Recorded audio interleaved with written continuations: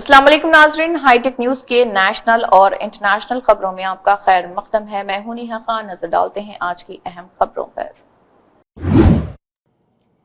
मगरबी बंगाल असम्बली इंतखाब 3 बजे तक 78.68% पोलिंग इल्जामात के दरमियान वोटरों का जोश व खरोश बरकरार। मगरबी बंगाल में असम्बली इंतखाबात के दूसरे मरहले के दौरान वोटिंग तेजी से रिकॉर्ड सतह की तरफ बढ़ी और दोपहर 3 बजे तक 78.68% वोट डाले गए। इस मरहले में बाज़ मकामात पर तशद्दुद और EVM में छेड़छाड़ के इल्जामात भी सामने आए, ताहम वोटरों का जोश कम नहीं हुआ।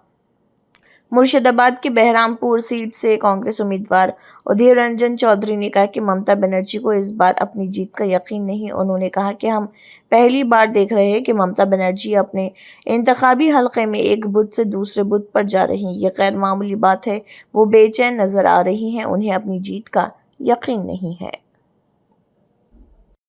भवानीपुर केंद्र में मतलब दहड़ते हुए नजर आते हैं और जिस तरीके से बेचैन तरीके से उन्होंने इधर उधर घूम रहे हैं और बात भी कर रहे हैं, तो मुझे लगता है कि ये पहली बार हुआ कि जब ममता बनर्जी चुनाव के दिन अपने क्षेत्र में सुबह से इस तरीके से वो हरकत कर रहे हैं। ये कभी बंगाल के लोग पहले इसको देखा नहीं। मतलब ये अभूतपूर्व है कि बंगाल के मुख्यमंत्री इस तरीके की बूथ बूथ जाते हैं और चुनाव के दिन मतलब थोड़ा बेचैन तरीके से घूम रहे हैं। इसलिए लगता है मुझे कि ममता बनर्जी चुनाव जीतने में असहज महसूस कर रहा हूँ। चुनाव में ममता बनर्जी थोड़ा पैनिक, डर महसूस कर रहे हैं। ये असहज महसूस करना, डर महसूस करना, इसका ही नतीजा ये होता है कि ममता बनर्जी इस तरीके के दौड़ते हुए हम देख रहे हैं। कभी यहाँ, कभी हुआ, कभी हुआ तो कभी हुआ। ये मतलब ममता बनर्जी डरे हुए हैं लगता है मुझे। मध्य प्रदेश के साबिक वज़ीर आला दिग्विजय सिंह ने मरकजी वज़ीर तिजारत व सनत पीयूष गोयल को खत लिखकर रियासत में पैदा होने वाले बासमती चावल और नामियाती कपास से जुड़े अहम मसाइल पर आला सतह इजलास बुलाने का मुतालबा किया। उन्होंने इस इजलास में मरकजी वज़ीर ज़राअत शिवराज सिंह चौहान और ज़रूरी व प्रोसेस शुदा ग़िज़ाई मसनूआत की बरामदात से मुतल्लिक़ इदारे के आला अफसरान की शिरकत को भी ज़रूरी करार दिया। अपने खत में दिग्विजय सिंह ने कहा है कि मध्य प्रदेश के बासमती चावल पैदा करने वाले किसान कई बरसों से जोग्राफियाई शनाख्ती टैग की मांग कर रहे, लेकिन अब तक इस समत में कोई ठोस पेशरफ्त नहीं हो सकी। उन्होंने वाज़ेह किया है कि इस शनाख्त के ना होने की वजह से दीगर रियासतों के ताजर मध्य प्रदेश में पैदा होने वाले बासमती चावल को अपने नाम से बैरून मुल्क बरामद कर रहे, जिसके बायस मुकामी किसानों को माली नुकसान उठाना पड़ रहा।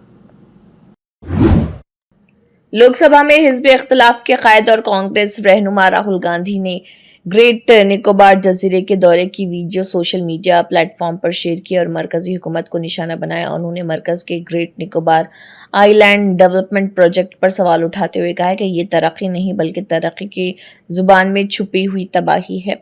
कांग्रेस लीडर राहुल गांधी वीडियो में ग्रेट निकोबार जजीरे के जंगल में घूमते हुए नजर आए। उन्होंने वीडियो पोस्ट में लिखा, आज मैंने ग्रेट निकोबार का सफर किया। ये मेरी जिंदगी के सबसे अनोखे जंगल हैं। ऐसे दरख्त जो हमारी यादों से भी पुराने हैं, ऐसे जंगल जिन्हें उगने में कई नस्लें लग गईं। इस जजीरे के लोग भी इतने ही खूबसूरत हैं, ख्वाह वो कबायली बरादरी हो या वहाँ बसने वाले लोग, लेकिन उनसे वो सब छीना जा रहा जिस पर उनका हक है। राहुल गांधी अपने पोस्ट में मजीद लिखते हैं, हुकूमत यहाँ जो कर रही उसे वो प्रोजेक्ट कहती है, लेकिन मैंने जो देखा वो कोई प्रोजेक्ट नहीं। ये लाखों दरख्तों पर कुल्हाड़ी चलाने की तैयारी। ये 160 मुरब्बा किलोमीटर का बरसाती जंगल जिसे ख़त्म होने के लिए छोड़ दिया गया। ये ऐसी बरादरियां हैं जिन्हें नज़रअंदाज कर दिया गया जबकि उनके घर और उनसे छीन लिए गए। ये तरक्की नहीं, ये तो तरक्की के जुबान में छुपी हुई तबाही है। वहां पे काटे जा रहे हैं। आपकी जमीन, अंडमान निकोबार के लोगों की जमीन आपसे छीनी जा रही है। अदानी जी को दी जा रही है, बड़े बिजनेसमैन को दी जा रही है बिना किसी से पूछे। वहां पे फॉरेस्ट राइट एक्ट इंप्लीमेंट नहीं हो रहा है। सेटलर्स को सही कॉम्पेंसेशन नहीं मिल रहा, आदिवासियों को सही कॉम्पेंसेशन की बात ही नहीं शुरू हुई। और छुप कर ये हिंदुस्तान का जो हेरिटेज है इसको चोरी की जाए। परसेप्शन बदलने की कोशिश करेंगे, देश के लोगों को बताएंगे कि यहाँ क्या हो रहा है, और जो निकोबार आइलैंड, अंडमान आइलैंड के जो लोग हैं उनकी थोड़ी रक्षा करने की कोशिश करेंगे। सर, ग्रेट निकोबार का अलावा क्या क्या मुद्दा आपने नोट किया अंडमान निकोबार में जो आपने पानी तो यहाँ पे अंडमान से पानी का इशू है, मेरे अपने भाषण में बोला पानी का इशू है। जो यहाँ पे आपके जो एलजी हैं उनका भ्रष्टाचार, जो इलेक्टेड नहीं है, राजा जैसे हैं, जो करना चाहते हैं करते हैं। नाम लोग भवन दे रखा है, घर का सुना है, ऑफिस का, मगर मिलते नहीं है किसी से। जनता की सुनवाई होनी चाहिए, जनता की रिस्पेक्ट होनी चाहिए। डिक्टेटरशिप तो नहीं है ये, लोकतांत्रिक देश है।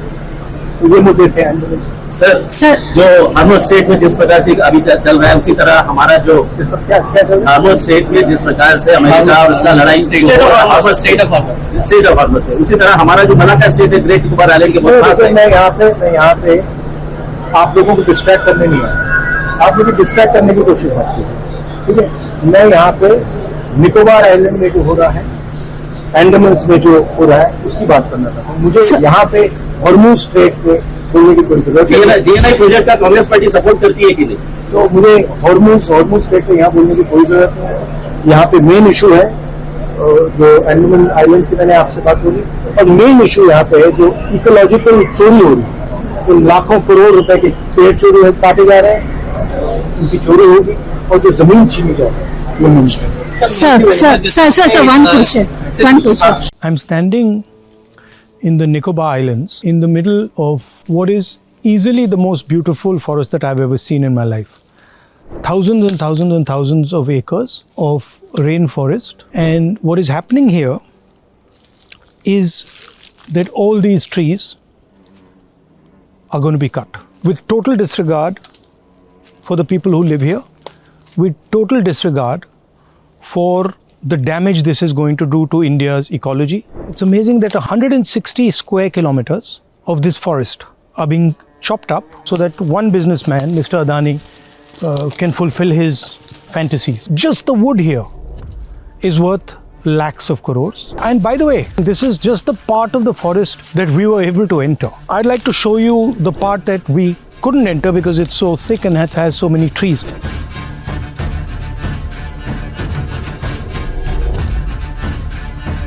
Every single person who lives on this island is against this project, has not been asked about this project, does not know what compensation they're going to get for their land. And now I understand why the government didn't want me to come here and why the government did a whole exercise to stop me from getting here. It's wholesale theft, and I wish more people could come and see this. There are a number of communities on this island. There are tribals, there are settlers who are from the defense forces who came here to ensure the safety of these islands. They've asked me to raise this in Parliament, and I will gladly do that. But they are doing this in a hidden manner, surreptitiously, and this needs to be told to the whole nation, especially young people, because this is your future. This is possibly one of the biggest scams and largest thefts